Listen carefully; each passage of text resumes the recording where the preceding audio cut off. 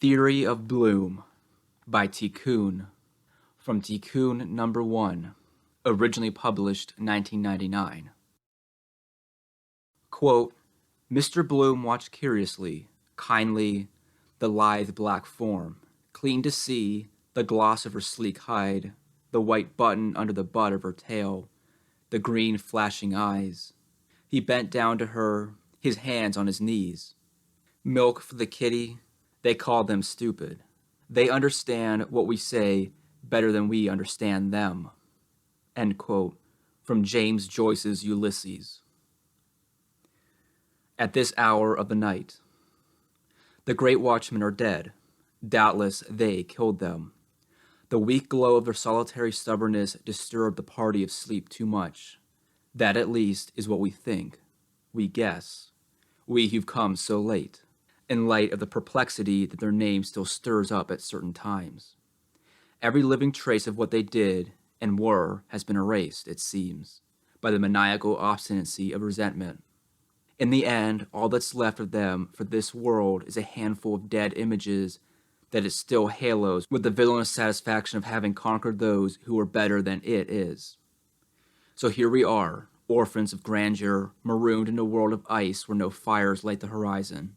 Our questions have to remain unanswered, the old ones assure us. Then they say, all the same, there's never been a blacker night for intelligence. Hic et nunc.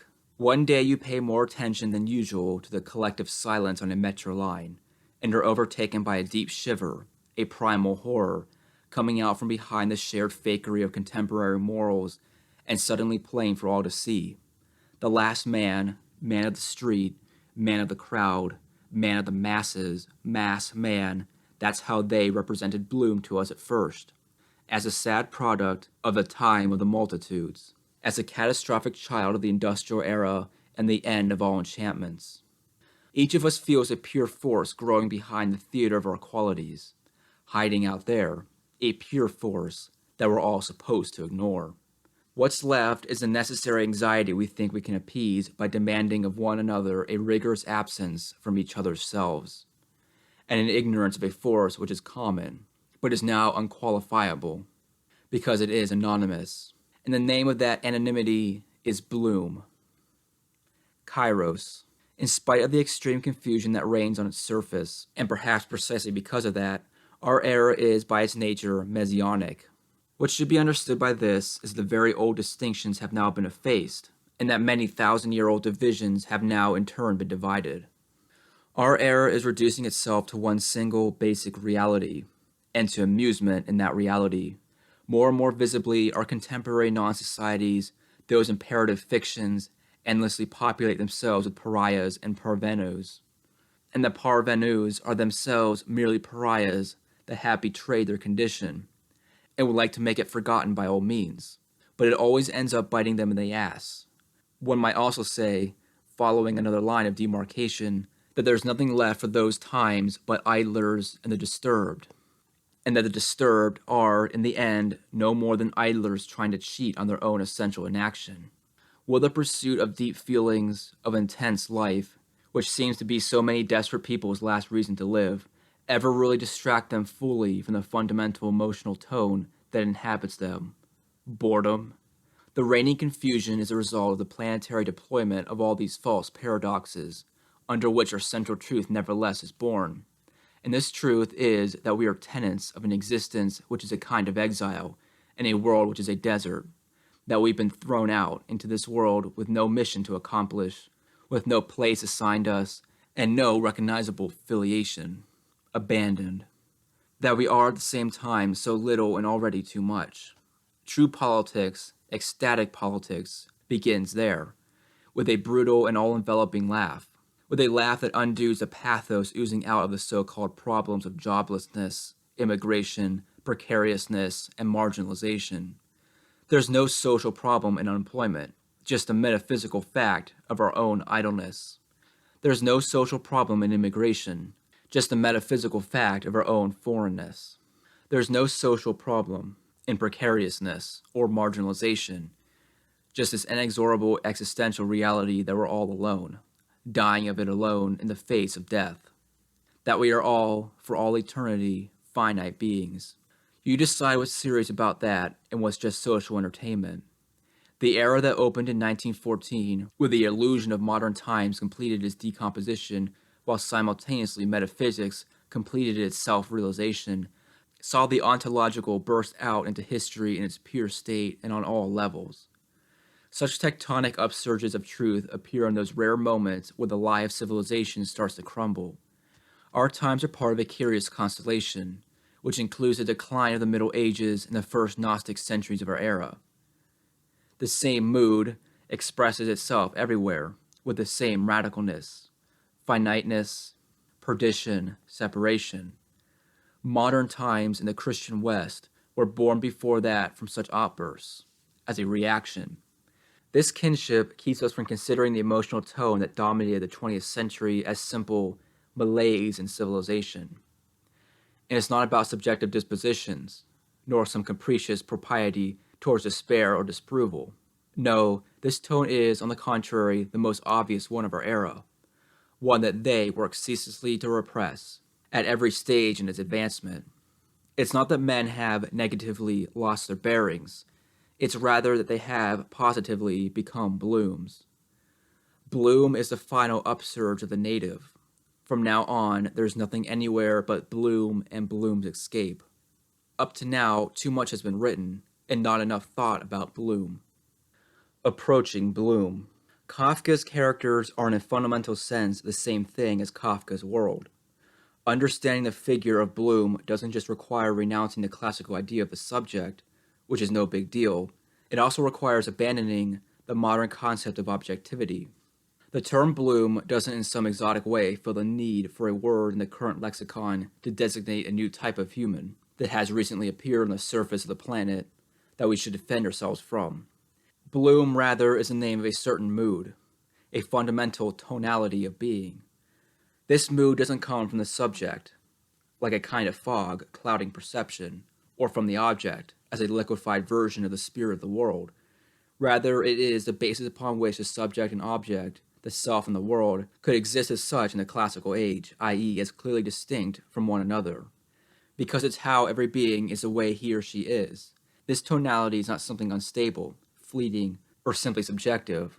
Rather, it is precisely what gives consistency and possibility to each being. Bloom is a stimmung in which and by which we understand each other of the present time, without which these words would be no more than a succession of meaningless phonemes. Historically, bloom is a name for an uncommon stimmung, one that corresponds to the moment the subject retreats from the world and the world from the subject, the moment when the self and the real are suddenly suspended, and just might have been abolished. For that reason, bloom is a general stimmung where nothing but stimmungs are apparent, where the primacy of the stimmung over all other realities manifests itself as such, since it always impregnates beforehand all the conceptual primacy of the stimmung over all other realities manifests itself as such, since it always impregnates beforehand all the conceptual instruments by which people might claim to understand it. The stimmung cannot be understood, circumscribed, or analyzed objectively, no matter how much one might be able to feel it. The best we can draw out of it is a figure that corresponds to it, in the sense where a figure is a human power to configure worlds. What we're aiming at with this theory is therefore indeed a stimmung, but we're doing so by seizing upon a figure. Bloom also refers to the spectral, wandering, sovereignly vacant humanity that can no longer rise to any other content besides that of the stimmung that it exists in, to the twilight being for which there is no more real, no more I, only stimmungs. The most disturbing guest. Because he is the emptiness in all substantial determinations, Bloom is indeed the most disturbing guest within man, the one who goes from being a simple invitee to becoming the master of the house. Ever since he took up residence inside us, we found ourselves saddled with a purely sartorial being. Whatever we undertake to try to buy back some substantiality, it ends up only ever being just something contingent and inessential relative to ourselves. Bloom is thus the name of a new, ageless nudity, the properly human nudity that disappears under every attribute and nonetheless bears it, which precedes all forms and renders it possible. Bloom is masked nothingness. That's why it would be absurd to celebrate his appearance in history as a birth of a particular human type. That there are such men without qualities is not a certain quality of mankind. But on the contrary, this is mankind as mankind, the final realization of a generic human essence, which is precisely a deprivation of essence, pure exposedness, pure availability, larva. The bourgeois republic can flatter itself that it was the first historical expression of any magnitude of this controlled ecstasy, and in the end, the model for it. In it, in unprecedented manner, the existence of a man as a singular being finds itself formally separated from man's existence as a member of the community. Thus, in the bourgeois republic, where man is an acknowledged, veritable subject, he is abstracted from all qualities specific to him, and is a figure with no reality to it, a citizen, or in his own eyes, as in the eyes of others, he passes for a real subject. In his everyday existence, he is a figure with no truth, an individual. The classical era has in a way established the principles whose application has made man what we know him to be, the aggregation of a double nothingness, that of a consumer, that untouchable, and that of a citizen, that pathetic abstraction of impotence. But the more the spectacle and biopower perfect each other, the more autonomy is obtained by appearances and the basic conditions of our existence, the more their world detaches from men and becomes foreign to them, and the more Bloom's draw back into himself, deepening and recognizing his interior sovereignty relative to objectivity. And as he detaches ever more painlessly from his social decisions and from his identity, he gets stronger as a pure force of negation, beyond all effectiveness. The condition of exile and the unrepresentable that man and their common world are in coincides with the situation of existential clandestiny, which befalls them in the spectacle.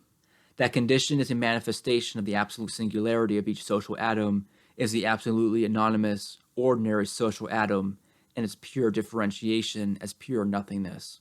It is assuredly true that, as the spectacle never tires of repeating, Bloom is positively nothing. But as to what this nothing means, interpretations vary. Mundus e fabula. Because Bloom is he who can no longer separate himself from the immediate context containing him, his gaze is that of a man that does not identify. Everything blurs under the Bloom effect, and is lost in the inconsequential wavering of objective relationships where life is felt negatively, in indifference, impersonality, and the lack of quality. Bloom lives inside of Bloom.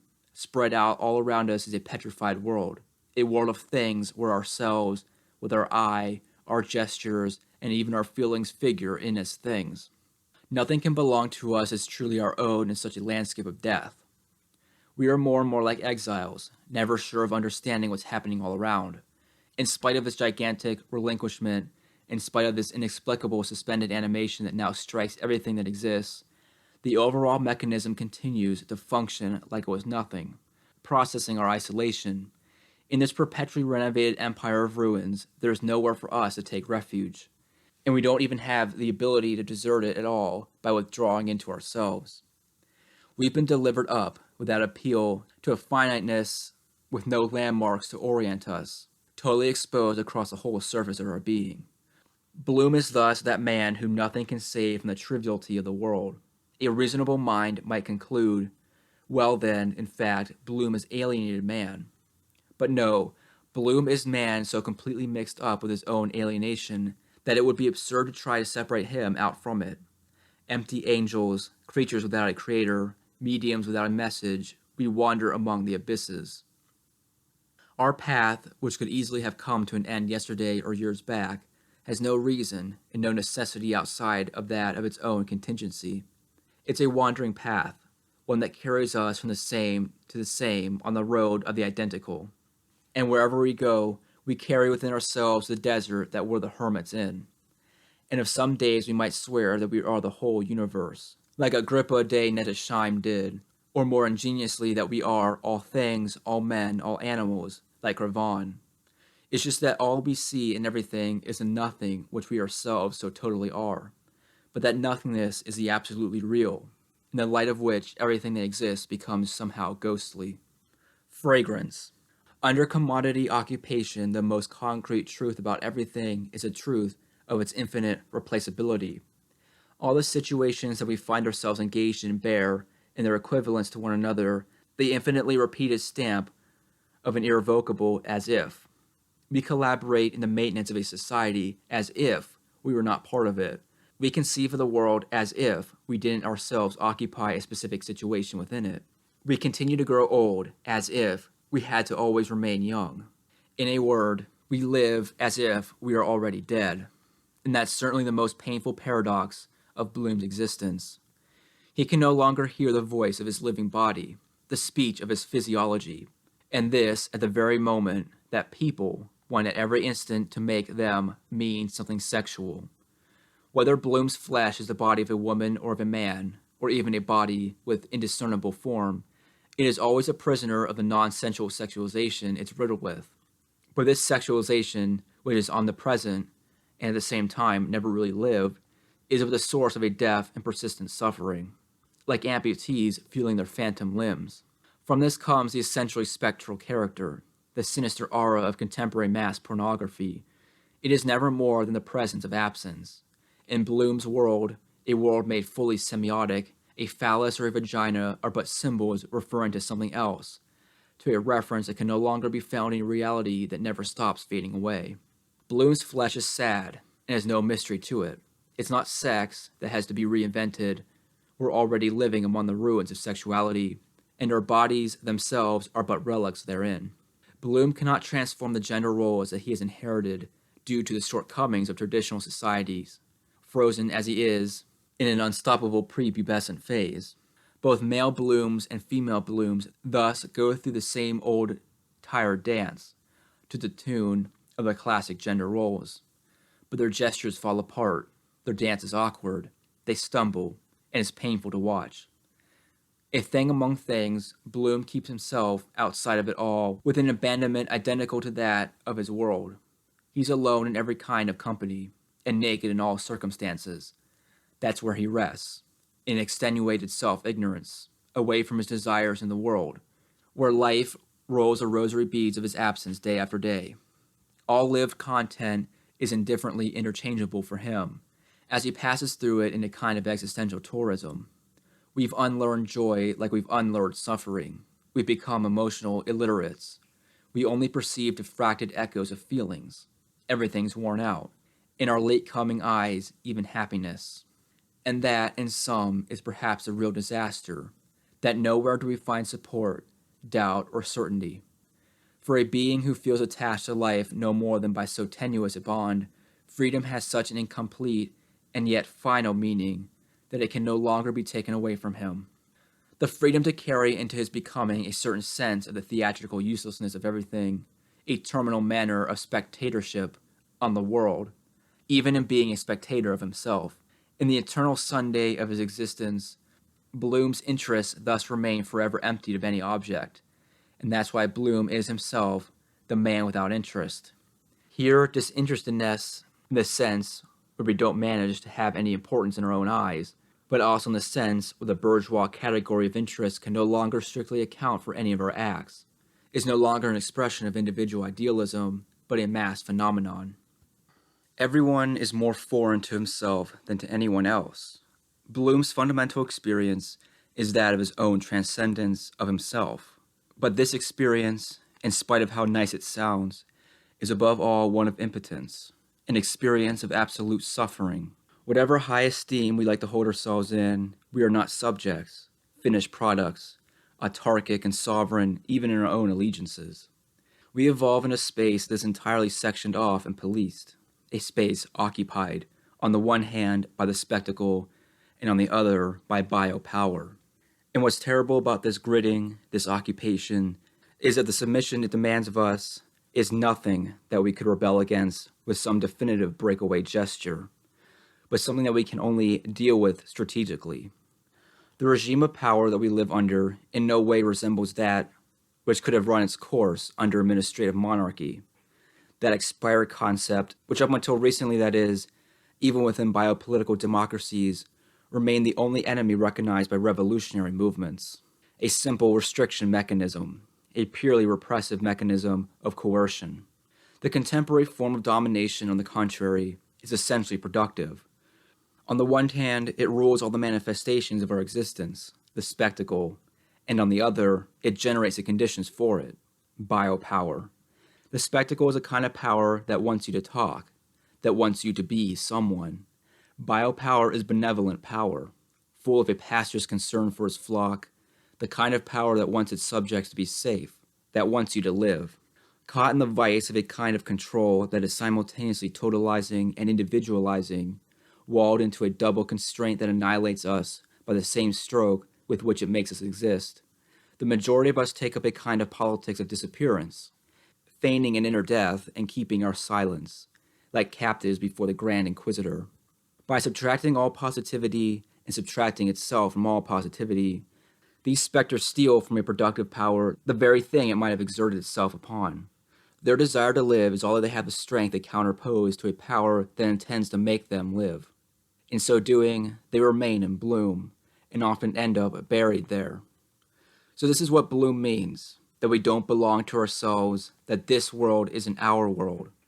That is not just that it confronts us in its totality, but that even in the most proximate details, it is foreign to us.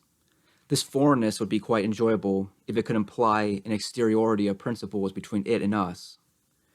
Far from it, our foreignness to the world consists in the fact that the stranger, the foreigner, is in us, in the fact that in the world of the authoritarian commodity, we regularly become strangers to ourselves. The circle of situations where we're forced to watch ourselves act, to contemplate the action of a me, in which we don't recognize ourselves, now closes up on and besieges us, even in what bourgeois society still calls our intimacy. The other possesses us. It is this dissociated body, a simple peripheral artifact in the hands of biopower. It is our raw desire to survive in the intolerable network of minuscule subjugations, granulated pressures that fetter us to the quick.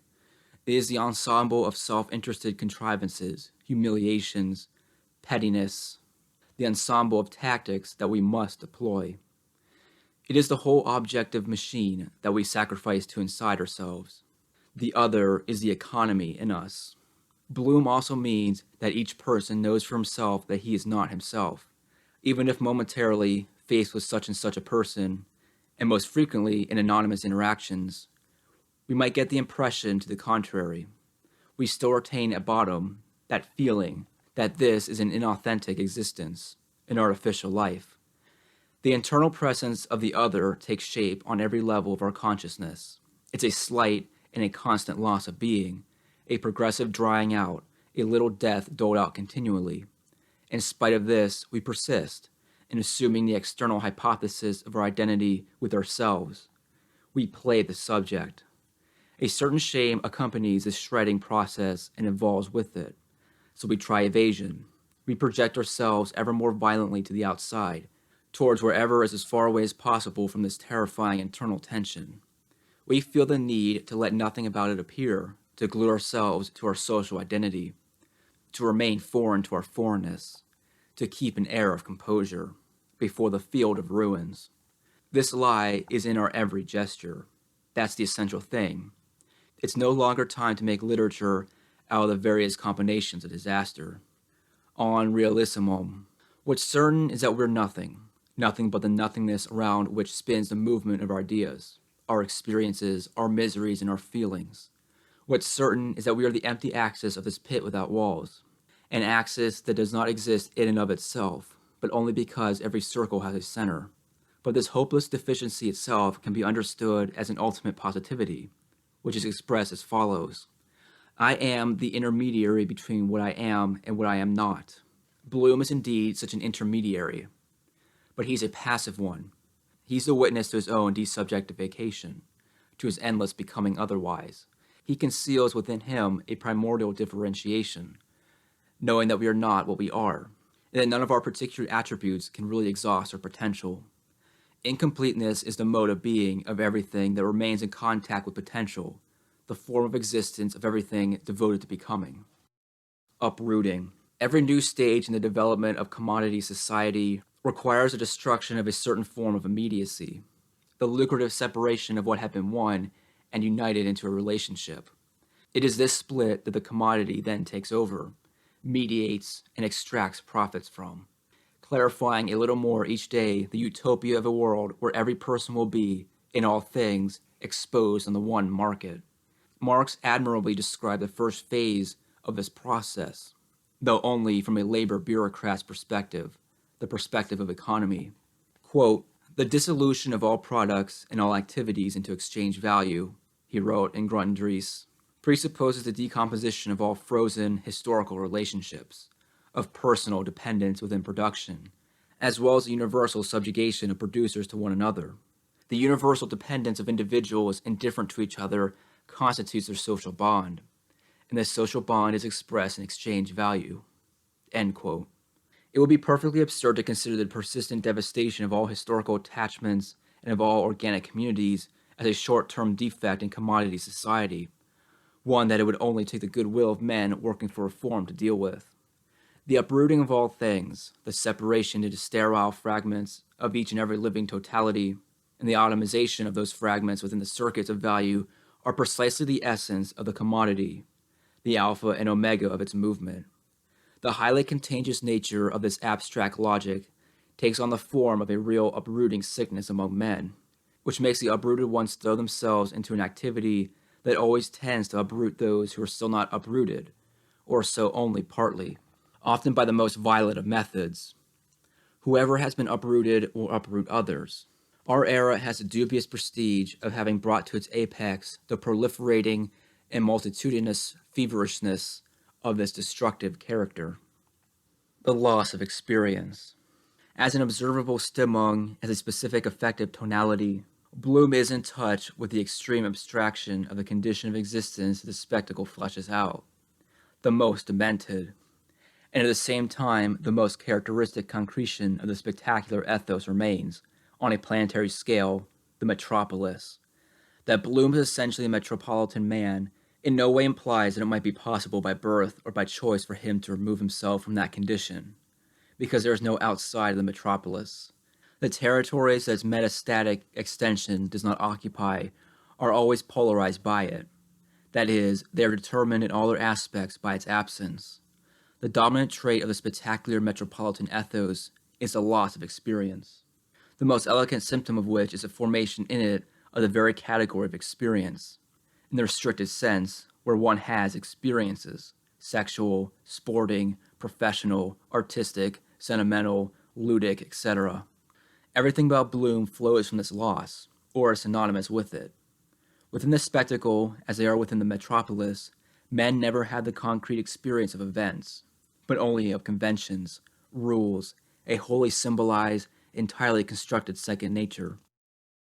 There, what reigns is the radical split between the insignificance of everyday life, called private life, where nothing happens, and the transcendence of a frozen sphere called public, which no one has access to.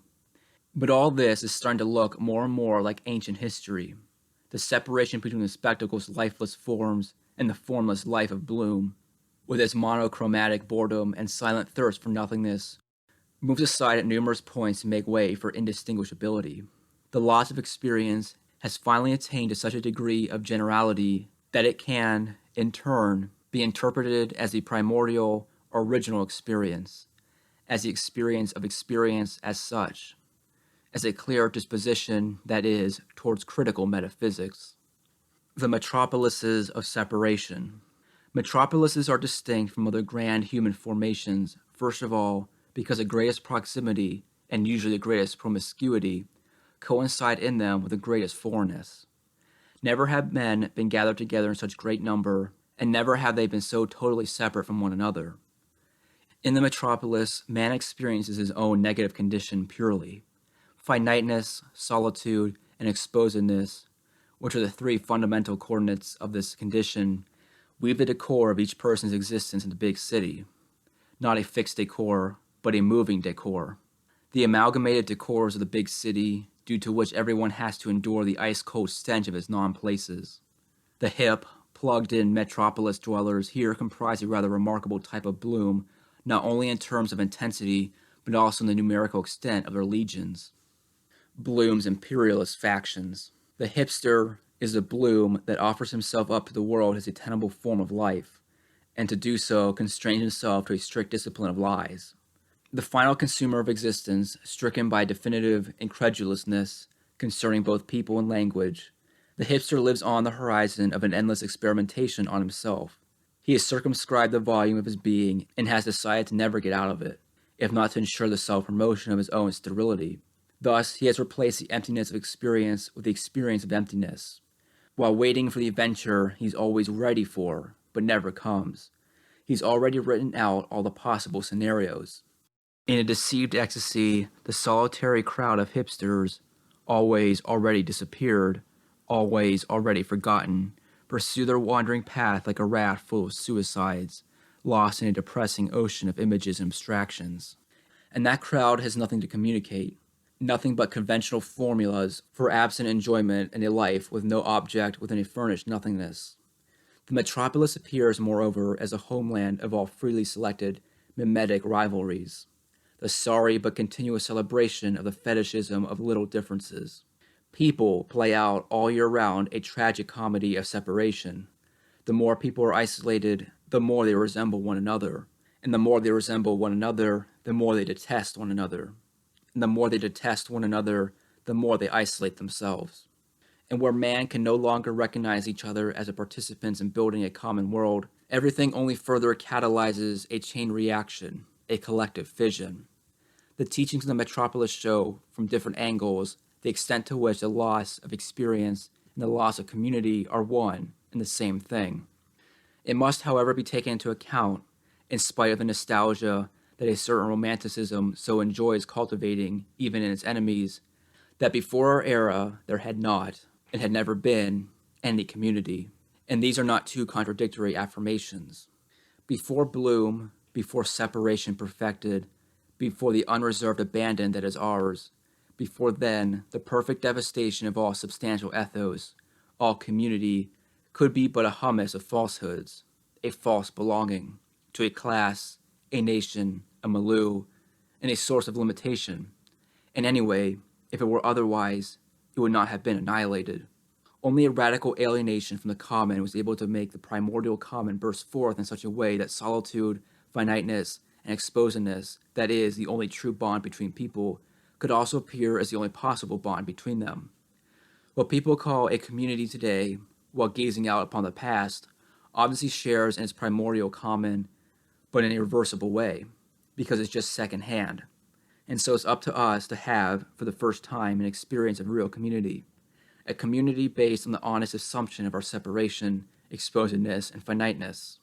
Following Bloom's example, the metropolis simultaneously materializes a total loss of community and the infinite possibility of regaining it. Bloom. The elucidation of the possibilities contained in our times depends exclusively on whether we consider the Bloom figure. Bloom's eruption into history determines, for our party, the need to completely rebuild our foundations, both in theory and practice. All analysis and all action that does not absolutely take Bloom into account will damn itself to eternalizing the present exile, because Bloom, since he's not an individuality, doesn't let himself be characterized by anything he says, does, or manifests. Each moment is for him a moment of decision. He has no stable attributes whatsoever. No habits, no matter how far he pursues his repetition of them, are susceptible to conferring any being upon him. Nothing adheres to him, and he doesn't adhere to anything that may seem to be his, not even society, which would like to support itself upon him. To cast a light on these times, we must consider that there is, on the one hand, the mass of Blooms, and on the other, the mass of acts. All truth flows from this. A genealogy of Bloom consciousness. Bartleby is an office employee. The diffusion of mass intellectual labor within the spectacle, in which conventional knowledge counts as exclusive competency, has an obvious relationship with the form of consciousness that is proper to Bloom. So much so that except in situations where abstract knowledge dominates over all vital milieus, outside of the organized sleep of a world produced entirely as a symbol, Bloom's experience never attains the form of a lived continuum, which he might add onto himself.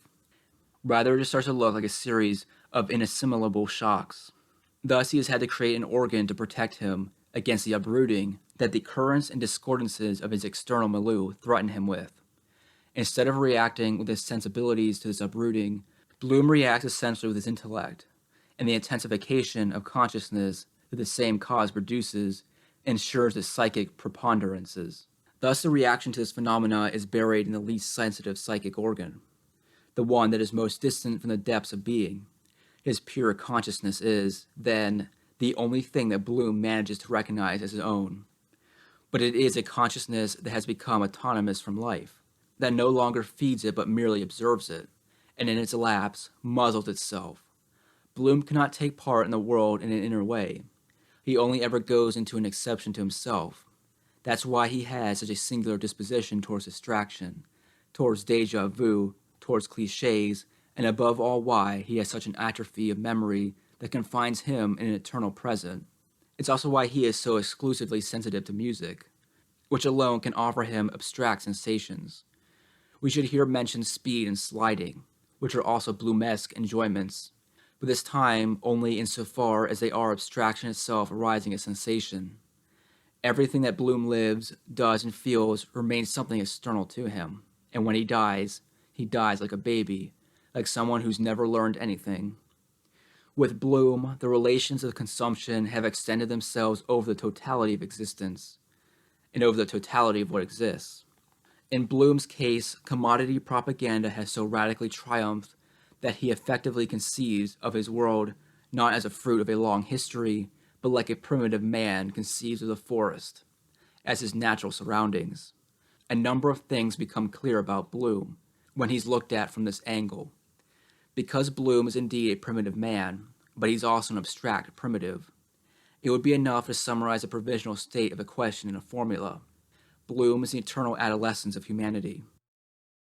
The world of authoritarian commodity for domination, and by this term, we cannot properly understand anything other than the symbolically medicated relations of complicity between the dominators and the dominated, in proportion to the autonomy that the Blooms acquire relative to their assigned social positions.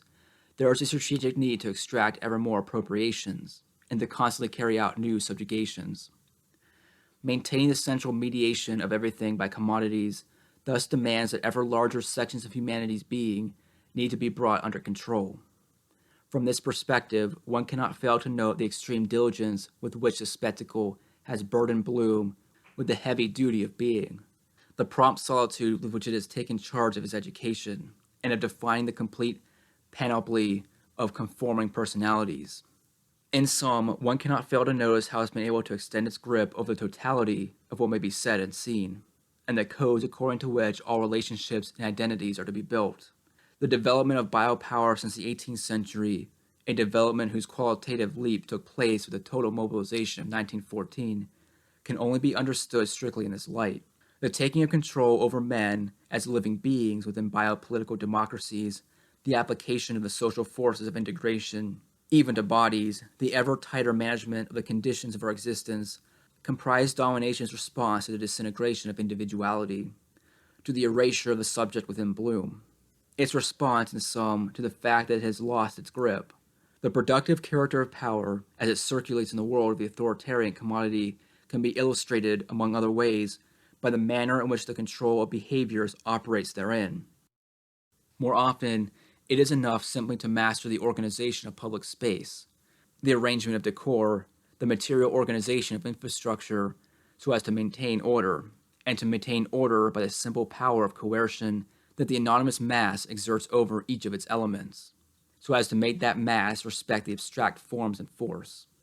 In a downtown street, a metro train aisle, or among a team of collaborators, the perfection of the apparatus of surveillance resides precisely in the absence of any surveillance watchman. Panoptical control is only all the more operative when it's faceless. In the final analysis, it doesn't care at all whether its subjects reject it or accept it, as long as they submit to it outwardly. Militarization of disaster, concentration of domination.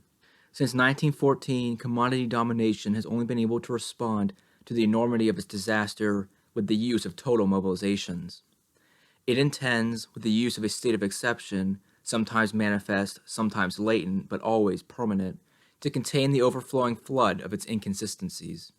The first of these inconsistencies has to do with the fact that its development demands in the same movement both the production of ever more extensive possibilities and the general prohibition against making them real. Commodity domination must thus simultaneously produce both an overabundance of resources and the overabundance of terror necessary in order that no one make use of them. Bloom is a man of this terror, the one that spreads it and the one that suffers through it. He is a collaborator. The recent period, over the course of which brutal crises of control have claimed to put whole sectors of what exists into step with the categorical imperative of transparency and traceability, is marked by a rapid movement of the concentration of domination. Only a minority of conformed subjectivities from whom people require a new fusion between life and work, personality and function, are co-opted into the really vital positions, which meanwhile have become ever fewer. The formation of this Praetorian Guard of capital, whose elements are not interchangeable, contrary to the situation of the large mass of wage workers, is part of this concentration of domination, which is inseparable from the militarization of disaster. As for the excess people, they essentially are set to work keeping each other busy, reciprocally dispossessing one another of their idleness, which indeed takes some real effort. At the moment of domination's general restructuring, Bloom finds himself hunted down everywhere and in everyone, since he is just as much the idle person as he is the foreigner or the pariah. That's why he has to camouflage himself under so much artificiality, because Bloom is a civil figure at the heart of the universal militarization of disaster.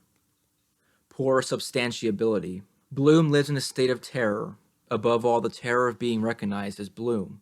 Everything happens as if the mimetic hell we suffocate in was unanimously judged preferable to our encountering ourselves.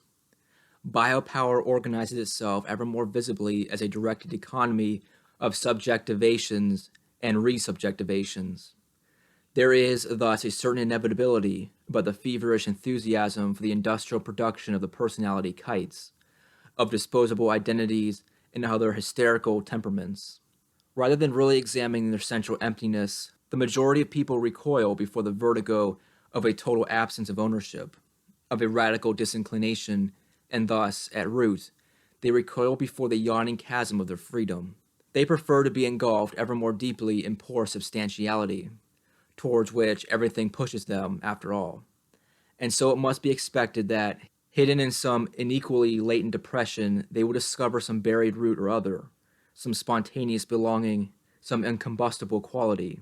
French, outcast, woman, artist, homosexual, Briton, citizen, fireman, Muslim, Buddhist, or unemployed person. Anything's fine as long as it lets one moo out that miraculous I am, in some tone or another, eyes glazed over and gazing off into the infinite distance. It doesn't matter what empty or consumable particularity gets taken on, or what social role is at hand, because it's only about warding off your own nothingness. And since all organic light fails in light of these pre-chewed forms, they never take long to quietly re-enter the general system of commodity exchange and commodity equivalence, which reflects and pilots them.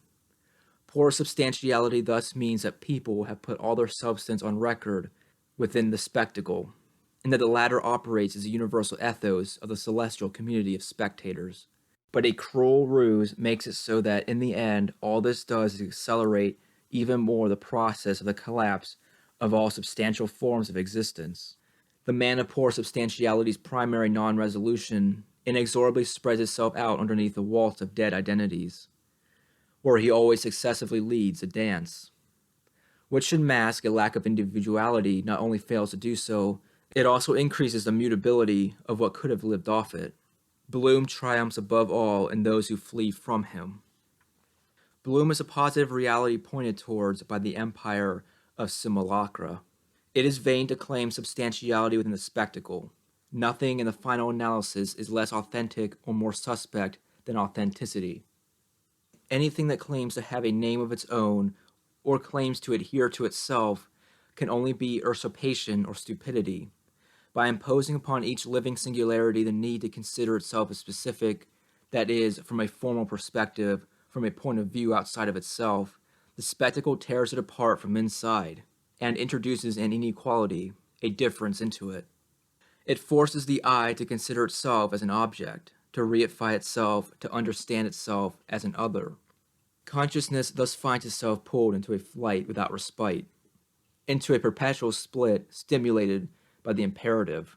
For anyone who refuses to let himself be won over by a lethal peace, to detach itself from all substance. By applying to all the manifestations of life its tireless work of domination, which is thus a work of anxious reflexivity, the spectacle wrenches the world out of its immediacy with continual blasting. In other words, it produces and reproduces bloom. The thug that knows he's a thug is no longer a thug. He's a bloom playing the thug. Many of the things that we call by names that are thousands of years old ceased to exist long ago. We don't need neologisms to replace the old words. We should just replace them all with bloom. For instance, there's no such thing anymore as that supposedly substantial reality that used to be called the family. There aren't even any more fathers, mothers, sons, or sisters. There's nothing but blooms playing the family. Blooms playing dad, mom, son, or sister. In these days, one finds so few philosophers, artists, or writers. There's hardly anything but blooms anymore in these extras roles. Just blooms producing cultural commodities and striking the standard poses becoming of their position. To top it off, even farmers themselves have ended up by deciding that they'll have to play farmer. It just seems like that would be more profitable. It's forbidden to us under the present regime of things to durably identify ourselves with any specific content, only with the movement of tearing ourselves away from it. Sua quic persona. In the present reality, the question of who's masked and who isn't is moot.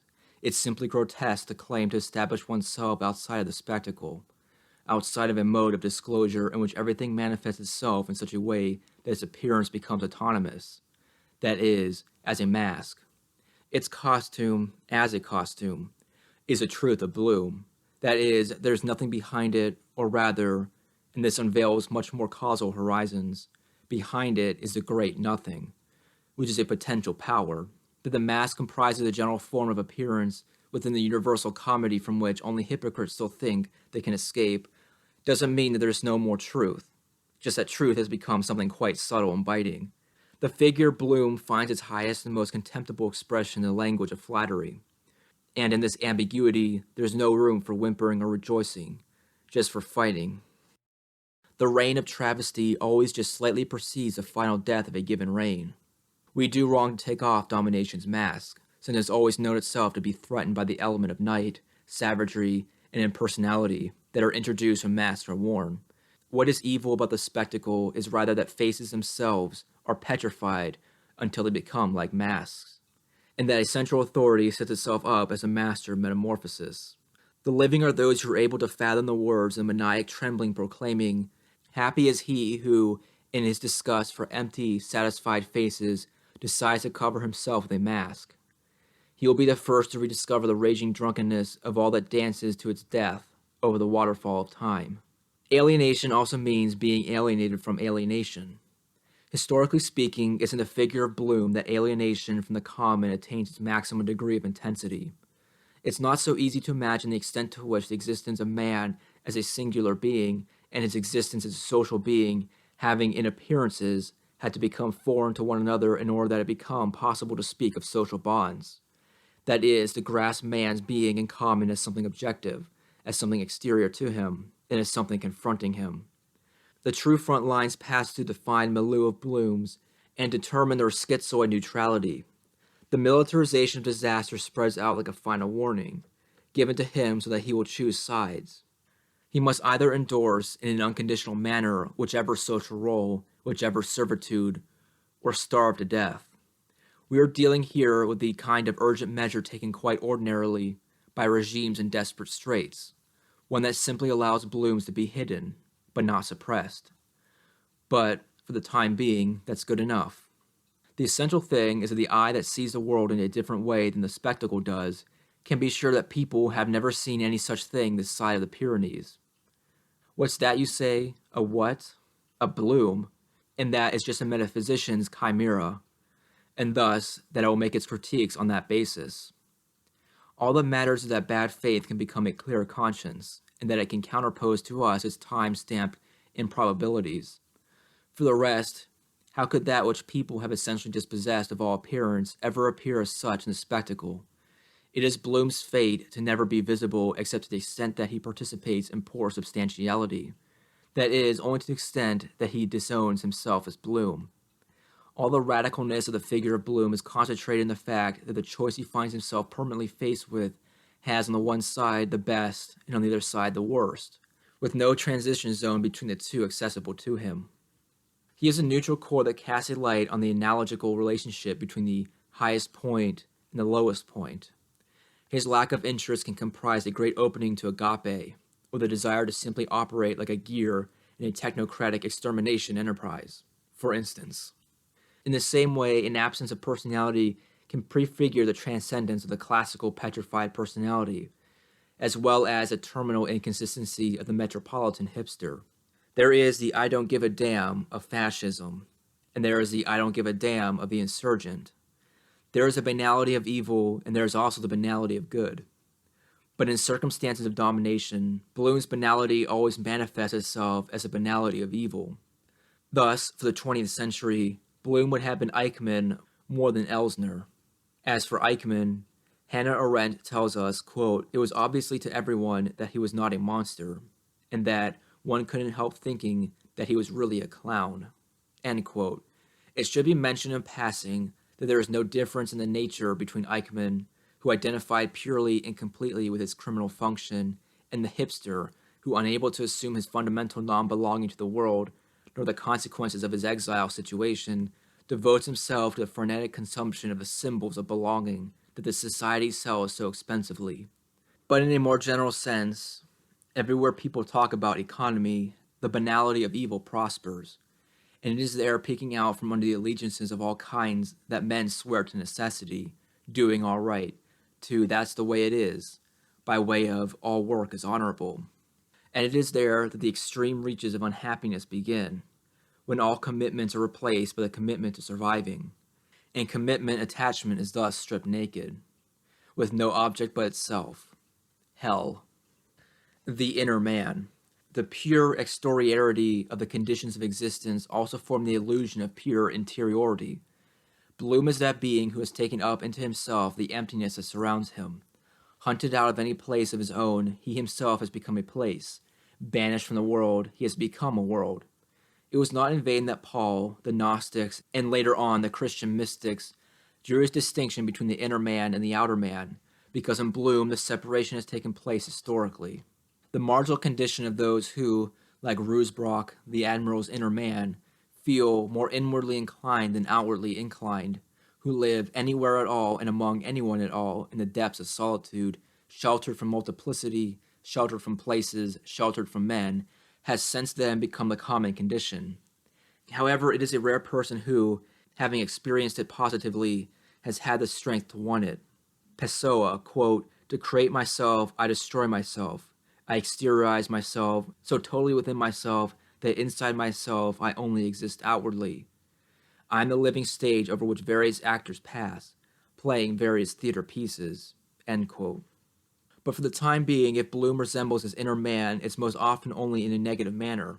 The non-essential interior of his personality hardly contains more than the feeling that he's found himself to be pulled along on an endless fall towards an underlying dark and all-enveloping space, as if he were ceaselessly jumping off into himself while disintegrating. Drop by drop, in uniform beads, his very being oozes, rushes away, and bleeds out. His interiority is less and less a space or a substance, and more a threshold in its passage.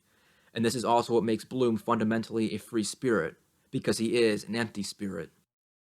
Whoever would thus leave himself behind shall truly be returned to himself. The ecstatic essence of Bloom is expressed as follows. In everything that he is, Bloom is outside of himself. In the empire of biopower and autonomous publicity, the tyranny of the impersonal, of what people say, do, or think, the ecstatic structure of human existence becomes manifest in the form of a generalized schizoid state.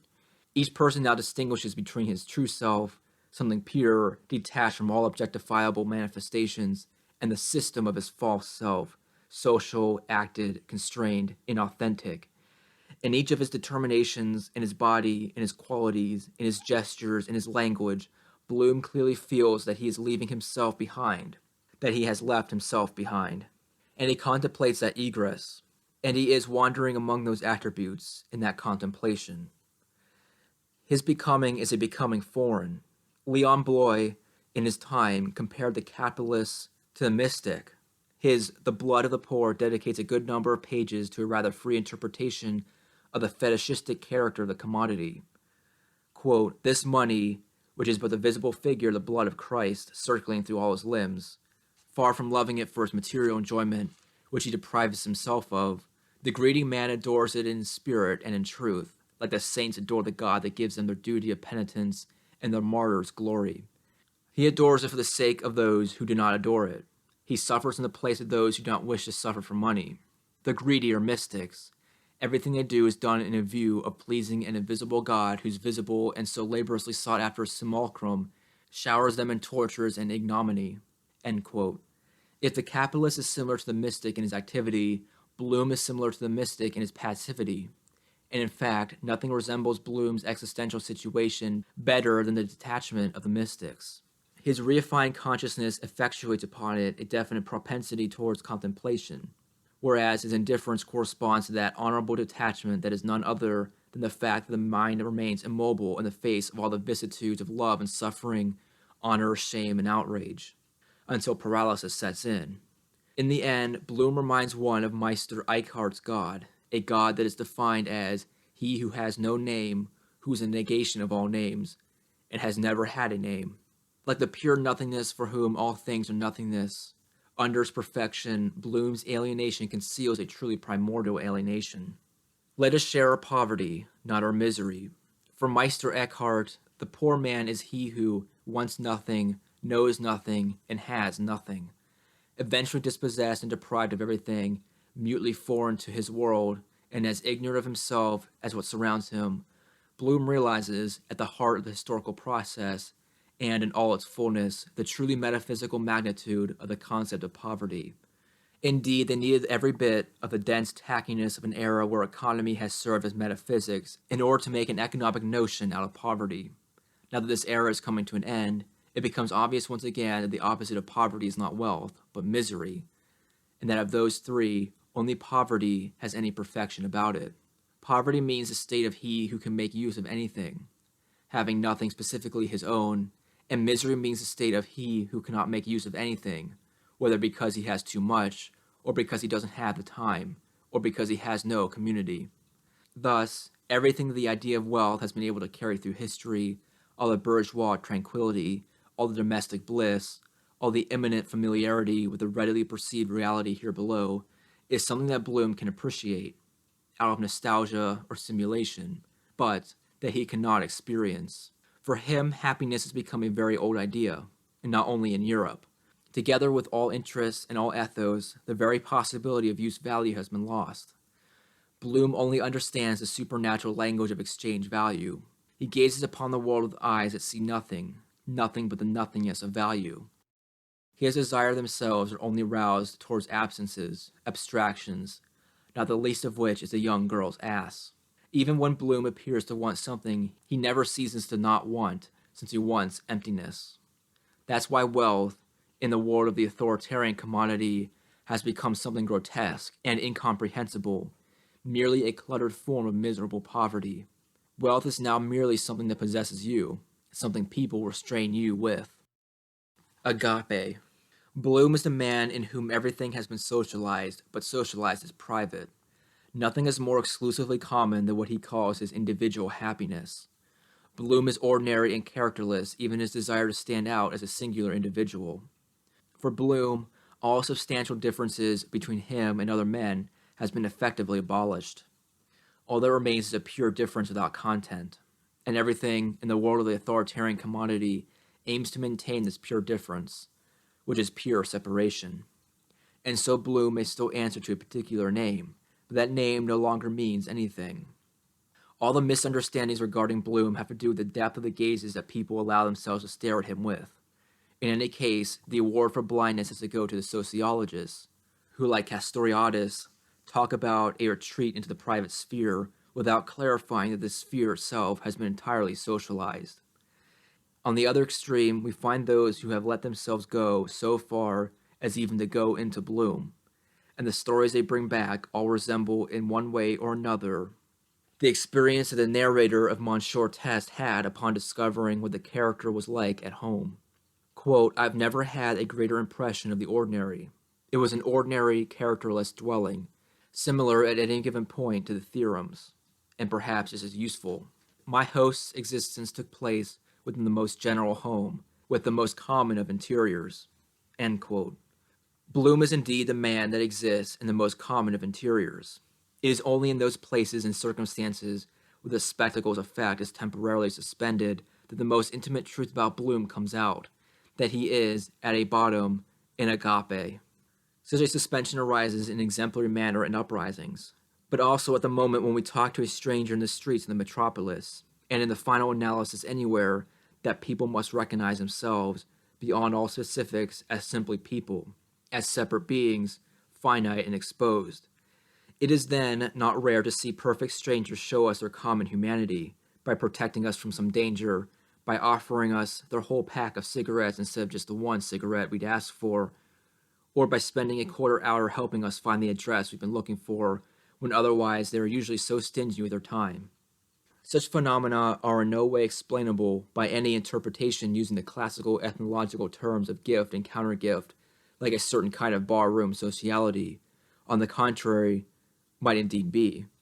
No hierarchical rank is in play here. There's no glory being sought after. The only thing that can explain it is the ethics of infinite gift, which, in the Christian tradition, and specifically the Franciscan, is known as agape. Agape is part of the existential situation of man that has informed commodity society in this, its final age. And that's the state commodity society has left mankind in, by making it so foreign to itself and its desires. In spite of all indications to the contrary, and as disturbing as it may be, this society is coming down with a serious kindness infection. Be different, be yourself, from an underwear ad. In many respects, commodity society can't do without Bloom. The return to effectiveness of spectacular representations, known as consumption, is entirely conditioned by the mimetic competition that Bloom's inner nothingness impels him towards. The tyrannical judgment of the impersonal, of what people will think, would remain just another item in a universal mockery if being did not, in the spectacle, mean being different, or at least making an effort to. So it's not so much, as good old Semel put it, that a person's personal, special importance comes about through their having a certain impersonal trait, but rather that the special importance of impersonality would be impossible without a certain labor on the part of individual persons.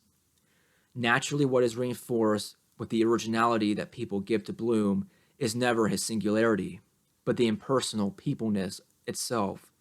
In other words, poor substantiality. All recognition of the spectacle is but recognition of the spectacle.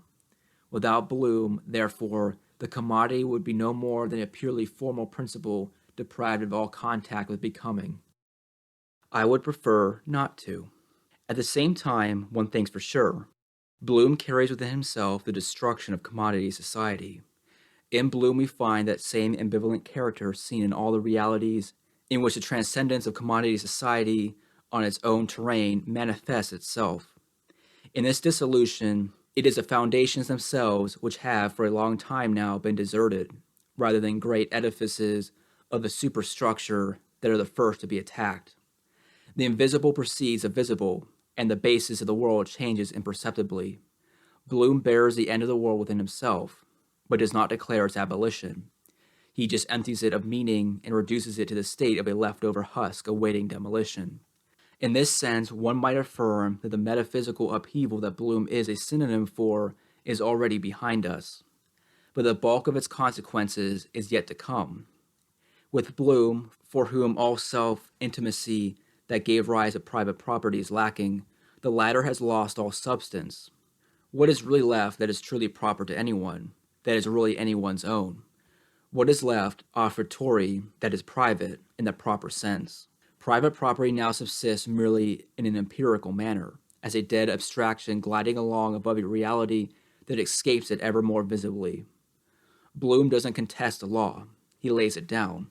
And how could the law not have been definitively outdated with the appearance of this being who is not a subject, whose acts bear relation to no particular personality at all, and whose behaviors are no more dependent on the bourgeois categories of interest and motivation than they are on passion or responsibility?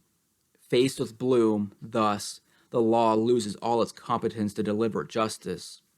What could justice mean to a totally indifferent being? And it is only when people leave it strictly to police terror that it can be applied at all. Because in the world of the always similar, we stagnate just as much in jail as we do at Club Med. Life is everywhere identically absent. That's why it's so important to domination for prisons to become places of prolonged torture, and for that to be well known by everyone. But it is the economy itself, with all its notions of utility, credit, or instrumental rationality, that Bloom has above all made a thing of the past. That's the reason for the well-planned and public constitution of a lumpen proletariat in all the nations where late capitalism reigns. The lumpens are there to dissuade Bloom from abandoning his essential detachment by the abrupt but frightening threat of hunger. Because from the economic point of view, this non-practical man is a disastrously clumsy producer and a totally irresponsible consumer. Even his egoism itself is in decline. It is an egoism without ego. If Bloom hasn't failed to devastate classical politics in its very principles, it's in part only by default. There can be no more imaginable establishment of equivalence between everything within the universal than there can be senatorial elections among rats. Each rat is an equal and inalienable representative of his species, first among equals, but also in part by excess, because Bloom moves spontaneously within the unrepresentable, which is Bloomness itself. So what can we think then of the troubles that this ungrateful son causes the spectacle, from under which all characters and all roles slip out with a little murmur saying, "I would prefer not to"? Tiqqun. Tiqqun goes to the root of things. It is still only crossing through purgatory. It carries out its work methodically. Tiqqun is the only possible outlook for revolution. Not the revolution that must be waited for, much less the revolution that we can prepare, but the revolution that is taking place according to its own invisible pulsations, in a temporality operating internally within history. Tiqqun is not a determinable point in the future, with a validity period more or less short, even if it is also that, but rather it is a real movement that abolishes the existing state of things. Tiqqun is always already there. That is, it is but the manifestation process of what exists, which also entails the annulment of that which does not exist. The fragile positivity of this world has to do precisely with the fact that it is nothing but the suspension of Tiqqun. This epical suspension can now be felt everywhere, and there really isn't anything else that can truly be felt at all anymore.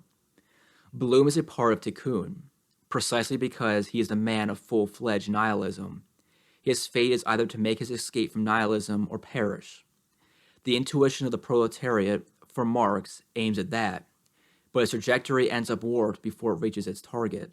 So we read in the German ideology, quote, "The productive forces are confronted by the great mass of individuals, from whom these forces have been torn, and who, all the real substance of their lives has been frustrated, have become abstract beings, but precisely for that reason are able to establish relationships with one another as individuals," end quote. But it is precisely to the extent that he is not an individual that Bloom establishes relations with his peers. The individual carries within his deceptive integrity, in an atavistic manner, the repression of communication, or the need for its artificiality, the ecstatic opening of mankind, and specifically of Bloom, that I that is a they that is I, is the very thing that the fiction of the individual was invented to counter. Bloom does not experience a particular finiteness or a specific separation.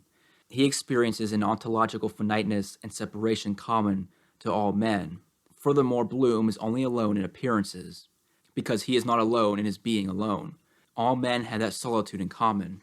He lives like a foreigner in his own country, non-existent and on the margins of everything. But all Blooms inhabit together their fatherland, exile. All Blooms belong indistinguishably to one and the same world, which is the world of forgetting the world. And so the common is alienated, but only in appearances, because it is even more alienated as the common. The alienation of the common only refers to the fact that what is common to them appears to men as something particular, something of their own, something private. And this common, issued from the alienation of the common and formed by it, is none other than the veritable and unique common among mankind, its primordial alienation, finiteness, solitude, exposedness. Here the most intimate coincides with the most general, and the most private is the most shared. Did you see yourself when you were drunk? As people can easily see, all this sketches out a catastrophic possibility for commodity domination, the realization of which it must ward off by all means, the possibility that Bloom might come to want what he is and reappropriate his inappropriateness. This society, that is, the set of situations that it authorizes, fears nothing more than Bloom, that, quote, condemned man that has no business, no feelings, no attachments, no property, and not even a name of his own, end quote, from Nekyov. It must be considered, even the most miserable of its details, as a formidable apparatus set up with the exclusive purpose of eternalizing the Bloom condition, which is a condition of suffering. In principle, entertainment is no more than the politics devoted to such ends. Eternalizing Bloom's condition starts by distracting him from it. Thence, as if on a cascade, come certain absolute necessities, the necessity of containing all manifestations of general suffering, which presupposes an ever more absolute control over appearances, and the necessity of painting pretty makeup on the all too visible effects of that suffering, to which a totally disproportionate inflation of biopower is the response. Because of the confused point things have gotten to now, the body represents, on a generic scale, the last performer of the irreducibility of human beings to total alienation. It's through the body's illnesses and dysfunction, and only through them, the demand for self-knowledge remains an immediate reality for each person. This society would never have declared such an all-out war on Bloom's suffering if it didn't constitute in itself, and in all its aspects, an intolerable attack on the empire of positivity. If it didn't go hand in hand with an immediate revocation of all the illusions of participation in its flowery immanence. Maintaining an everyday life that uses representations and categories that long ago became inoperative, periodically imposing the most ephemeral but renovated versions of the most gapy asses bridges of bourgeois morality, maintaining, beyond the intense obviousness of their falsehood and expiration, the sad illusions of modernity. Such are just a few chapters in the heavy labor that the perpetuation of this total separation among people requires. The impersonal they decides in advance on what is comprehensible, and what must be rejected for its incomprehensibility. Bloom and his ecstasy are incomprehensible, they must be rejected. His poverty is also reputed to be a pretty shady thing in alienated publicity. It is quite true that capitalism has done all it can to make poverty identical to misery at its heart, the property of a given thing always being essentially the right to deprive others of its use. People are even ready, in order to keep Bloom shameful of his poverty, to allow Bloom to subjectivize himself in this shame. The executive failure will thus, in the panoply of fashionable writers, find a lot to identify with and be reassured by. Yes, abject man is indeed on its way towards becoming an honorable form of life. Otherwise, he may turn towards Buddhism, that nauseating, sordid, corny spirituality for oppressed wage workers, which seizes already quiet the excessive ambition, the idea that it might teach its fascinated and stupid faithful flock the art of waiting in their own nullity. It is of absolute primary importance for the domination's perspective that we never recognize ourselves as having all the traits of Bloom, that we appear to ourselves and each other as opaque, terrifying objects. At all costs, Bloom must be given ideas, desires, and subjectivity by the impersonal force of people. They give him everything he needs so that he can remain that mute man in whose mouth the spectacle puts the words it wants to hear. They aren't even averse to wielding Bloom against Bloom, turning his own impersonality against him, precisely by personifying him, in society, the people, or even the average Joe. All this converges in a social sum that always puts an ever more exorbitant price on being yourself. That is, it all converges in a strict assignment to a residence within one of the identities recognized by atomized publicity. Parallel to this, the process of subjectification and desubjectification become more and more violent and their control more and more measured to the millimeter. And since this control can't operate other than in a strict economy of time, in a synchrony, Bloom is henceforth regularly exhorted to be proud of this or that, proud of being homo or techno, second generation North African, black, or even a gang member. No matter what, Bloom absolutely must be something, anything rather than nothing. Mene Tekel Jerez.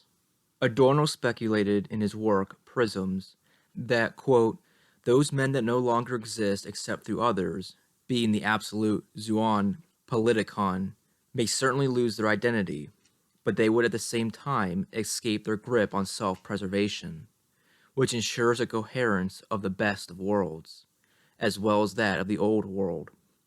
Total interchangeability would destroy the substance of domination and show some promise for freedom, end quote. Meanwhile, the spectacle has had all the time in the world to test out the truth of such conjectures, but has at the same time victoriously applied itself to wrecking the fulfillment of that incongruous promise of freedom. Naturally, that wouldn't work out too well without taking a tougher stance, and the commodity world thus had to become ever more implacable in the exercise of its dictatorship. From crises to recoveries, from recoveries to depression, life in the spectacle has, since 1914, never ceased to become ever more stifling. A look of terror hangs on all gazes, even in would-be popular celebrations. The planetary watchword of transparency explains the present context of permanent war against Bloom's opacity, as well as the deferred character of the existence that arises from it. As a first response to the situation, we see appearing among Bloom's not only a certain taste for anonymity, but at the same time a certain defiance towards visibility, a hatred for things. There's a metaphysical hostility coming back again, a hostility towards that which exists, and it threatens to burst at every moment and in every circumstance. At the origin of this instability is a disorder that comes from unused strength, from a negativity that can't eternally remain unemployed, on pain of physically destroying those that experience that negativity. Most often, that negativity remains silent, though as a result of its being so bottled up, it constantly manifests itself in a hysterical formalization of all human relationships. But here already we're looking at the critical zone of totally disproportionate backlash against repression, an ever more compact mass of crimes, of strange acts comprising a violence and destruction with no apparent motive, besieges the everyday life of biopolitical democracies. In general, the spectacle calls violence everything that it intends to handle by force, everything that it would like to be able to wield all its arbitrary power against, and this category only has any validity within the commodity mode of disclosure, which itself has no validity, and which always hypostatizes the means relative to the ends, which here is all activity itself, even to the detriment of its immanent significance. Incapable of preventing them, and even more incapable of understanding them, commodity domination claims to be committed to not allowing any such attacks on the social control of behavior. So it broadcasts its habitual saber-rattling about video surveillance and zero tolerance, the repression of uncivil behaviors, and the feelings of insecurity, as if the surveyors themselves didn't need to be surveyed, as if the feeling of insecurity had not been ontologically assigned to Bloom. A socialist cop high up in the bureaucracy of some Japanese teachers' union expresses in the following passage his disturbance about the little Blooms under him. Quote, the phenomenon is all the more concerning because the authors of these violent acts have often always been such good kids. We used to get problem children, but today the kids don't revolt. They just ditch out of school. And if we punish them, their reaction is totally disproportionate. They just explode. End quote, from Le Monde, Friday, April 16th, 1998. An infernal dialectic is at work here, one that will tend to make such explosions become ever more frequent, fortuitous, and ferocious as the massive and systematic character of the control necessary for the prevention is ever more emphasized. It is rarely disputed fact. We know from experience that violence of explosions grows in proportion to excessive confinement. In Bloom, domination, which thought it prudent to impose the economy as a morality so that commerce could make men soft, predictable, and inoffensive, we've seen a number of centuries worth of this now, sees its project flipping over into its opposite. To wit, it appears that Homo economicus, in his perfection, is also what makes the economy outdated. And he makes it outdated as that which, having deprived him of all substance, has made him perfectly unpredictable. The man without content has, in the final analysis, the hardest time of anyone trying to contain himself. The unavailable enemy, in which every bloom, as a bloom, is an agent for the imaginary party. Faced with this unknown enemy, in the sense that we can speak of an unknown soldier, that is, a soldier that everyone knows to be unknown, singularized as an anybody, who has no name, no face, no epic history of his own, who resembles nothing, but is present under his camouflage, everywhere in the order of possibilities. Domination's disquiet becomes more and more clearly paranoid. The dedication it is now undertaken to carrying out its decimation, even in its own ranks and against all odds, appears to the detached viewer as a rather comedic spectacle. There is something objectively terrifying with a sad 40-year-old who, up to the moment of the outbreak of total carnage, had been the most normal, the flattest, and most insignificant of average men. No one had ever heard him declare his hatred for the family, work, or his petty bourgeois suburb up until that fine morning when he wakes up, takes a shower, and eats his breakfast with his wife, daughter, and son still sleeping, and then loads his hunting rifle and very discreetly blows all their brains out. Confronted by his judges, or even by his torture, Bloom will remain silent about the motives of his crime, partly because sovereignty doesn't need to give reasons, but also because he senses that the worst atrocity he could subject the society to would be to leave his act unexplained. And thus has Bloom managed to insinuate into all minds the poisonous certainty that in each and every man there is a sleeping enemy of civilization. Quite apparently, he has no other purpose than to devastate this world. Indeed, it's his destiny even, but he'll never say so, because his strategy is to produce disaster, and around himself to produce silence. Because what crime and madness objectivize is the absence of transcendental homeland, to the extent that the desolate forms we are intended to be contained within tighten their tyranny, some strikingly curious manifestations come about. Runners amok, for instance, adapt to existing in the very heart of the most advanced societies, in unexpected forms, and take on new significance. In the territories administered by autonomous publicity, such disintegration phenomena are rare things that expose the true state of the world nakedly, the pure scandal of things. And, at the same time as they reveal the lines of force in the reign of apathy, they show the dimensions of the possibilities we're living in. That's why, even in their very distance, they are so familiar to us. The traces of blood that they leave behind in their trail mark the last steps taken by a man who made the mistake of wanting to escape alone from the great terror in which he had been detained at such a high cost. Our tendency to conceive of that as a measure of what life is left in us. The living are those who understand for themselves that the moment when fear and submission attain and bloom to their ultimate figure as a fear and submission that is absolute because it has no object, the liberation from that fear and that submission means an equally absolute liberation from all fear and all submission. Once he who had indistinctly feared everything passes such a point, he can never fear anything again. There is, beyond the most far-flung wastelands of alienation, a zone of total clear and calm where man becomes incapable of feeling any interest in his own life, nor even the slightest hint of attachment to his place in the world. All freedom, present or future, which departs in some way or other from that detachment, from that serene calm, can hardly do any more than expound the principles of a more modern servitude. The possessed of nothingness. Quote, I'm sorry. Like Shakespeare says, good wombs hath borne bad sons. End quote. From Eric Harris, Littleton, April 20th, 1999. There aren't many ways out from under the universal crush. We extend our arms, but they don't find anything to touch. The world's been distanced from our grasp.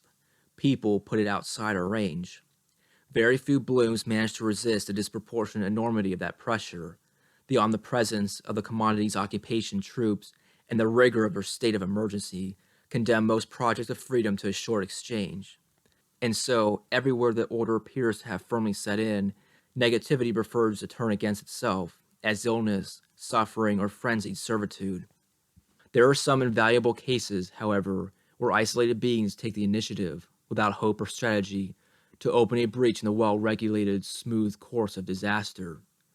In them, Bloom violently liberates himself from the patience that people would like to make him languish in forever.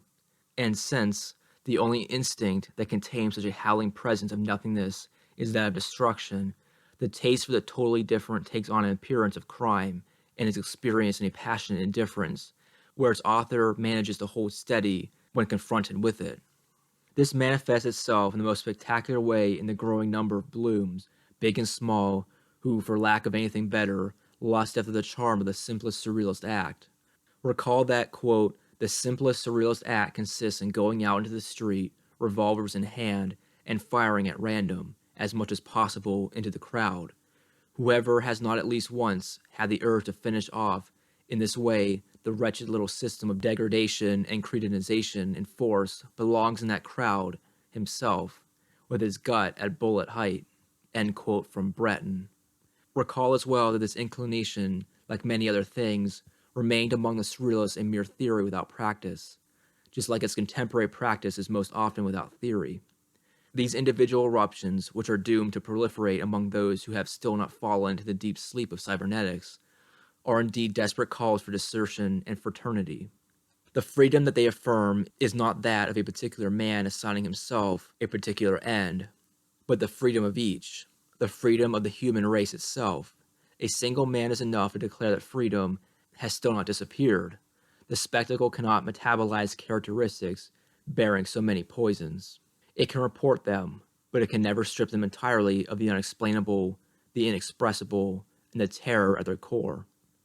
These are the noble and generous acts of our times, a world-weary form of propaganda by the deed, whose ideological mutism only increases its disturbing and somberly metaphysical character.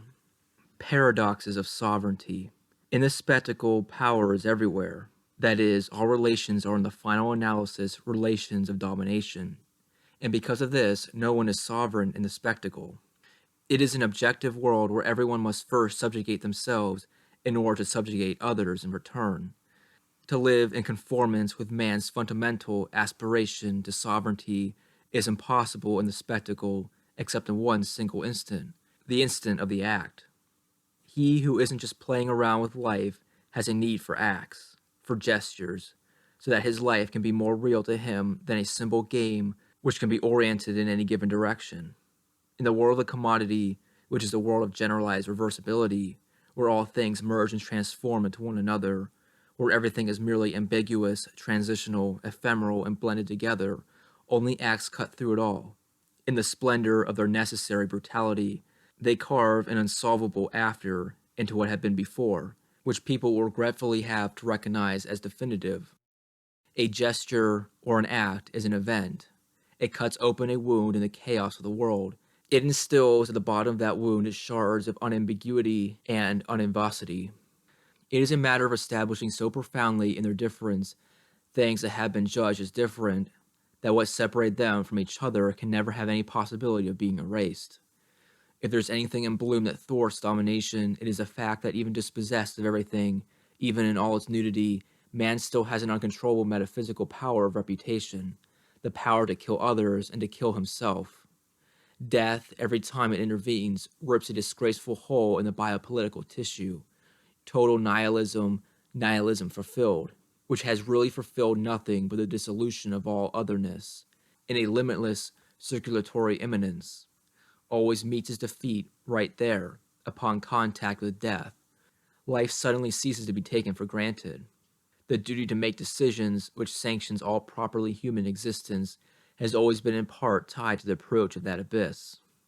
On the eve of the day in March 1998, when he massacred 4 Bloom students and a Bloom professor, little Mitchell Johnson declared to his incredulous schoolmates, "Tomorrow I will decide who will live and who will die." This is as far from the aristocratism of Pierre Riviere as it is from fascist hysteria. Nothing is more striking than the reports on the carnage brought about by Kiplong Kunkel or Elaine Aurier. than their state of cold self-control and total vertical detachment relative to the world. "I am no longer acting out of sentiment," said Olaine Orlier while executing his mother. There is something calmly suicidal in the affirmation of so omniliteral a non-participation, indifference, and refusal to suffer. Often the spectacle uses this as a pretext to start talking about gratuitous acts, a generic qualifier with which it hides the purposes it doesn't want to understand, all the while making use of them as a fantastic opportunity to re-inject some life into one or the other bourgeois utilitarianism's favorite false paradoxes, as long as those acts aren't lacking in hatred or reason. To prove this, all one needs to do is watch the 5 videotapes that the monsters of Littleton filmed in anticipation of their operation. Their program appears in them quite clearly. We're going to set off a revolution of the dispossessed. Here, hatred itself is undifferentiated, free of all personality. Death enters into the universal in the same way as it emerges from the universal, and it has no anger about it. This isn't about giving some revolutionary significance to such acts, and it's hardly even about treating them as exemplary. It's about understanding what they express the doom of, and grasping onto them in order to plumb the depths of bloom.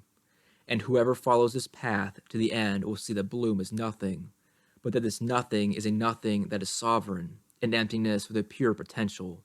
The contradiction between Bloom's isolation, apathy, powerless, and insensitivity on the one hand, and on the other his dry and brutal need for sovereignty, can only bring about more of these acts, absurd and murderous as they may be, yet still necessary and true. It's all about knowing how to deal with them in the right terms in the future. Like Igatur, for instance, quote, "One of the acts of the universal has been committed there. Nothing else but the breath remained, the end of a speech and gesture united. Blow out the candle of being, by which everything has existed. Proof." End quote. The era of pure guilt. Men don't have the option of not fighting. The only choice they have is which side they're on. Neutrality has nothing neutral about it. It is indeed the bloodiest side there is to take. Bloom, both when he's the one that shoots the bullets and when he's the one that succumbs to them, is certainly innocent. After all, isn't it true that Bloom is but dependence itself on the central farce? Did he choose to live in this world whose perpetuation is a result of an autonomous social totality that appears ever more extraterrestrial to him every day? How could he do otherwise, stray Lilliputian, confronting the Leviathan of the commodity? All he can do is speak the language of the spectacular occupier, eat from the hand of biopower, and participate in his own way in the production and reproduction of its horrors. This is how Bloom would like to be able to be understood, as a foreigner, as something external to himself. But in this defense, he only tacitly admits that he himself is that fraction of himself that sees to it that the rest of his being will remain alienated. It matters little that Bloom can't be held responsible for any of his acts. He remains nonetheless responsible for his own irresponsibility, which he is at every instant given the opportunity to declare himself against, since he has consented, negatively at least, to being no more than the predicate of his own existence. He is an objective part of domination, and his innocence is itself pure guilt. The man of total nihilism, the man of "what's the point," who cries on the shoulder of the man of "what can I do about it," is indeed quite mistaken to believe himself free of fault just because he hasn't done anything, and because so many others are in the same situation he's in. The spectacle in so regularly admitting that the murderer was an ordinary man, a student like any other, is suggesting that the men of our times all participate equally in the unappealable crime that our times really are. But it refuses to recognize this as a metaphysical fact, as the case of the gas chamber operators in Auschwitz shows. The fear of responsibility is not only stronger than conscience, it is in certain circumstances even stronger than the fear of death. In a world of slaves without masters, in a world of collaborators, in a world dominated by a veritable tyranny of servitude, the simplest surrealist act is governed by none other than the ancient duty of tyrannicide.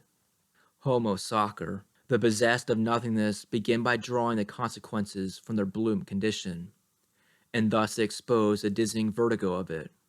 Bloom is soccer, in the sense of the word used by Giorgio Agamben. that is, a creature that has no rights, who cannot be judged or condemned by man, but who anyone may kill without being considered to have committed a crime.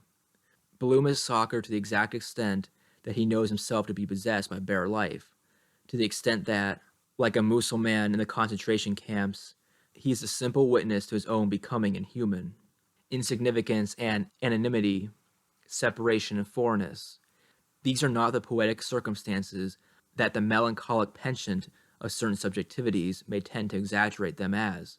The scope of the existential situation they characterize. Bloom is total, and it is exceedingly political.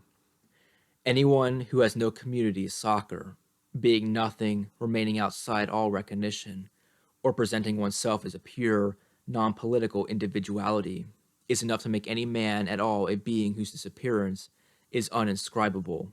However inexhaustible the obituary eulogies may be, eternal regrets, etc., such a death is trivial, indifferent, and only concerns he who disappears, meaning that is, in keeping with the good logic, nobody.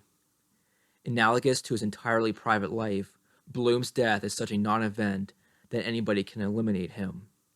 That's why the expostulations of those who, sobs in their voices, lament the fact that Kip Kinkle's victims didn't deserve to die are inadmissible, because they didn't deserve to live either.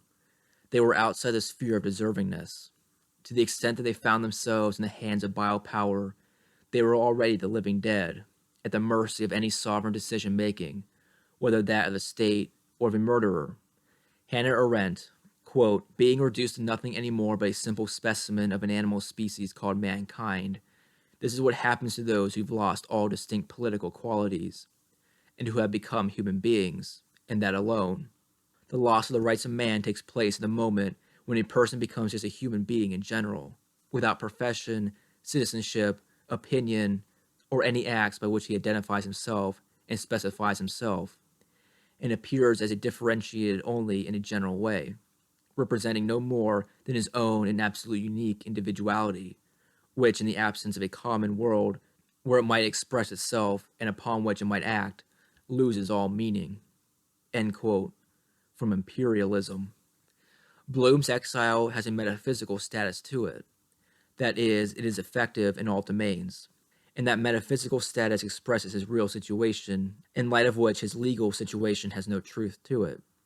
The fact that he can be shot down like a dog by any stranger without the slightest justification, or parallel to that, and conversely, that he is capable of murdering innocents without the slightest remorse, is a reality that no jurisdiction whatsoever is capable of dealing with. Only weak and superstitious minds could give themselves up to believing that a verdict of life in prison or some orderly trial could suffice to sweep those facts into the limbo of null and voidness. At the most, domination is free to attest to the Bloom condition, for instance by declaring an only slightly disguised state of exception, as the United States did with its 1996 adoption of a so-called anti-terrorist law, which allows for the arrest of suspects on the basis of secret information, without any court of indictment or any limitation of its duration. There is a certain physical risk to being metaphysically nil. Doubtless, it was in anticipation of the truly glorious possibilities that such nullity was to give rise to that UNESCO adopted the so highly consequential Universal Declaration of Animal Rights on October 15, 1978, which stipulates in Article 3, quote, 1. No animal should be subjected to mistreatment or to acts of cruelty. 2. If it is necessary to kill an animal, it should be carried out in a manner that is instantaneous, painless, and does not cause it fear. 3. Dead animals must be treated with decency. End quote. Tu non sei morta, ma sis morita, anima nostra ceciti lamenti. That Bloom's kindness still expresses itself here and there in acts of murder is a sign that the dividing line is near, but has not yet been crossed. In zones governed by nihilism in its final stage, where the ends are still lacking, though the means abound, kindness is a mystical possession. There, the desire for an unconditional freedom gives rise to singular formations, and gives words of value full of paradoxes. Lucas, quote, kindness is savage and pitiless, it is blind and daring, In the soul of a kind person, all psychological content is erased, all causes and effects. Their soul is a blank slate upon which fate writes its absurd commandments, and such commandments are carried out blindly, in a reckless and pitiless manner, and that this impossibility becomes an act, that this blindness becomes illumination, that this cruelty is transformed into kindness. That's the real miracle. That's true grace. End quote, from On Mental Poverty. But at the same time as these eruptions bear witness to an impossibility, they also, in their proliferation, announce a speed up of the flow of time. The universal disturbance, which tends to subordinate itself under ever greater quantities of ever more minute activities, brings to a glowing intensity in each man his need to make his choice. Already those for whom this necessity means annihilation speak of apocalypse, while the vast majority content themselves with living under it, all in the swampy pleasures of the last days. Only those who understand the meaning they themselves will give to the catastrophe will remain calm and retain the precision of their movements. In the magnitude and the way in which a given mind gives itself over to panic, one can recognize its station, the ranks it falls in. And this is a mark that is valid not only ethically and metaphysically, but also in praxis and in time, etc. But the world that we're born into is a world at war, all the dazzle of which comes from its sharp division into friends and enemies. Naming the front lines in that war is part of crossing the line, but that's not enough to really do it. Only combat can really cross the line, not so much because it gives rise to such grandeur, but more because it is the deepest experience of community, the one that permanently mingles with annihilation and only measures itself in extreme proximity to risk. Living together in the heart of the desert with the same resolution to never reconcile ourselves with it, that's the proof, that's the light, etc. Theory is not about thought, a certain quantity of coagulated, manufactured thought. Theory is a state of shock, a theory of bloom, where bloom is not the object of theory, where theory is but the most familiar activity, the spontaneous penchant of an essentially theoretical creature, of a bloom. Theory is without end, hence the need to put an end to it, decisively. The weariness of speech. What's the way out of bloom? The assumption of bloom, for instance. You can only really liberate yourself from anything by reappropriating the thing you're liberating yourself from. What does the assumption of bloom mean? Making use of the metaphysical situation defined by Bloom, the exercise of the self as a prankster. Not fighting against a dominant schizoid state, against our schizoid state, but starting from there, and making use of it as a pure power of subjectification and desubjectification, as an aptitude for experimentation, breaking the old anxiety of who am I really, to the benefit of a real understanding of my situation, and the use of it that I could possibly make. Not just surviving in the constant imminence of a miraculous departure, not forcing ourselves to believe in the jobs we do, the lies we tell, but starting from there to enter into contact with other agents of the Invisible Committee, through Tiqqun, for example, and silently coordinate a truly elegant act of sabotage, to detach from our detachment through a conscious strategic practice of self-splitting, breaking with the world, first of all inwardly. The Invisible Committee, an openly secret society, a public conspiracy, an instance of anonymous subjectification, whose name is everywhere and headquarters nowhere, the experimental revolutionary polarity of the imaginary party. The Invisible Committee, not a revolutionary organization, but a higher level of reality, a metaphysical territory of secession, with all the magnitude of a whole world of its own, the playing area where positive creation alone can accomplish the great emigration of the economy from the world. It's a fiction that's made its reality real. All the elsewheres that we could have fled to have been liquidated. We can only desert the situation inwardly, by reclaiming our fundamental non-belonging to the biopolitical fabric with a participation on a more intimate and thus unattributable level. In the strategic community of the Invisible Committee, where an infiltration of society on all levels is being plotted, This desertion is a metamorphosis. The invisible committee, the concrete space where our attacks, our writings, our acts, our words, our gatherings, our events circulate, our desertion, transfigures the totality of what we'd accepted as a trade-off, of what we'd endured as our alienations, into an infiltration strategy. The other ceases to possess us, and indeed possession itself is reversed, and becomes gentle. We will conceal our act within a relationship that our powers have not yet attained to, a tongue-in-cheek access to experience. Experimentation, the practice of freedom, the practice of idleness, opposing the design of a process of emancipation separate from the existence of men, and sending back to their desks all the learned plans and projects of liberation. A kind of contestation whose authority and methods are not in any way distinct from experience, taking the possibilities that my situation contains all the way. Revolutionary experimentation, collective revolutionary experimentation, revolutionary experimental collectivity carrying out the assumption of finiteness, separation and exposedness as the ecstatic coordinates of existence. The life of he who knows that his appearance and his essence are identical to one another, but not identical to him, cannot be in the world without remembering that he is not of this world, cannot accommodate himself to a community which would be a simple amusement of his solitude in the face of death, dancing in total precision to the death with time which kills you. That's experimentation.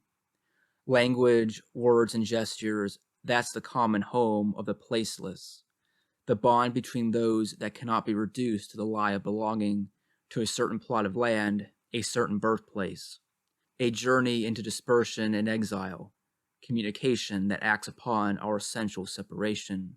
Once we've spoken, to remain as close as possible in line with what we said, so that everything won't be effectively up in the air, with our words on the one side and ourselves on the other, and with the remorse of separations. This text is a pact, the protocol for an experimentation now open among deserters, without anyone noticing. Break ranks. Now.